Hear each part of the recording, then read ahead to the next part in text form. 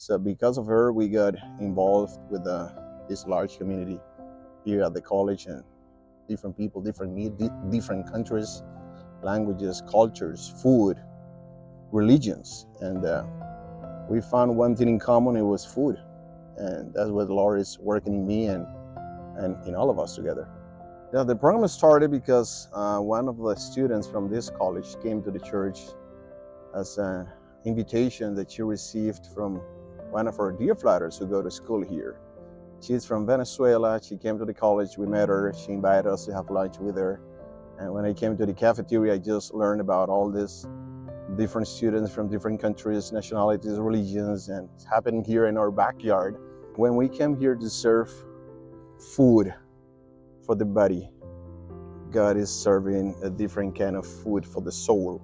So we've been praying and longing for connections like this. We just don't know who's going to be that person. We know somebody's going to come. We know somebody is longing for a conversation, just to be heard, and they have a relationship and a friendship. And we don't force. I believe the gospel is for all the nations of the earth. I believe that every person that put their trust in Jesus shall be saved. So when I come here thinking, what do I have to do to be at the same time with the same amount of resources in all these different countries, and all these countries are brought to us? That's a no-brainer, because you're doing what you're doing not because it's your work or your profession, but because it's your passion, it's your calling. Every Christian, every born-again person is to be out there sharing the good news of Jesus, and Jesus is bringing the nations of the earth just to our backyard here, the mighty metropolis of Caldwell. I'm from Brazil. I'm from São Paulo, Brazil, which is the biggest city in Brazil. It was during my first break here, so that was the fall break, and at that time I was just like a freshman. I didn't know what to do. I didn't have a place to go, and I was just trying to get some food because he was giving us some food with the food trucks. He always give it to us, and it was just a special moment because I was feeling that homesick.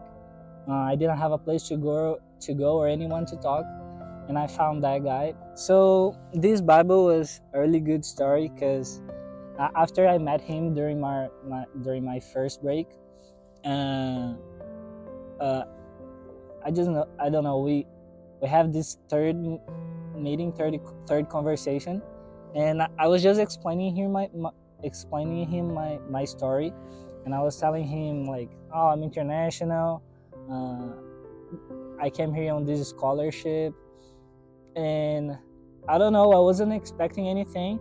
I was just expecting like just a good conversation with him, and he came with this Bible to me, and I was very grateful for that because I wasn't expecting that, because not a lot of people do that to you.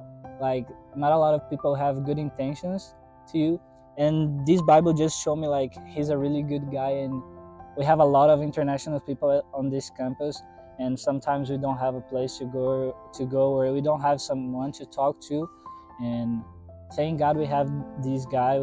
Our congregation decided to reach out to them, and we also participated. So we've asked our people to help with donations for their pantry for the summer, and then also in the Christmas break and in the spring break, we provide meals during the week. The cafeteria closes down during the times when the school closes, so they're able to stay in their dorms, but they don't have the lunch services that are available to them. And then also in the big concern is during the summer break, when they've got those several months when those cafeterias are down, and the students don't have permission to work here. They don't have work permits to work during the summer, so they really don't have a lot of resources. And so it's been really neat to connect with them. And what has been beautiful for our congregation is we really feel like we're in the mission field, because a lot of times you can't go to these places, but we tell our congregation we're reaching the world through these students, because we're ministering to them, and one day they're going to go back to their countries, and they're going to have that seed planted that we have planted in their hearts about knowing the gospel. This is another interesting point, because we got people who are Muslim, and they are so restricting in things to food, to talk, and to visiting. So they're not open to come to our church and visit us. But they has a lot of questions about who is Jesus? Why you guys being in the church? What are you doing? So many questions, and everything coming because we're coming to them to say, hey, there's something for you. We're not talking about Jesus, we're talking about food right now. Mm-hmm. But the way they seeing, so passionate to do something for them, there's the question they start to asking, why you guys do this? Why? And then there's opportunity to say, well, we have Jesus in our heart.